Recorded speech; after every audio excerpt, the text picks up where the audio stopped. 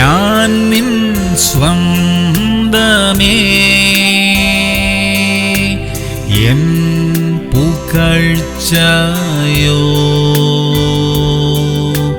ക്രൂശിൽ മാത്രമേ.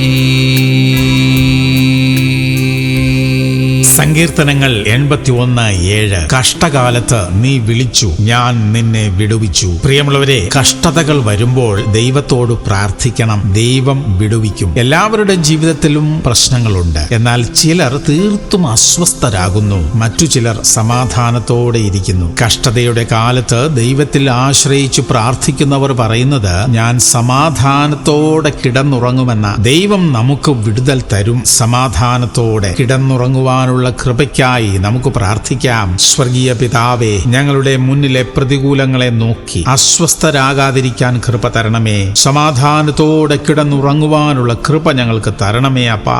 യേശു ക്രിസ്തുവിന്റെ നാമത്തിൽ തന്നെ. ആമേൻ, ആമേൻ, ആമേൻ.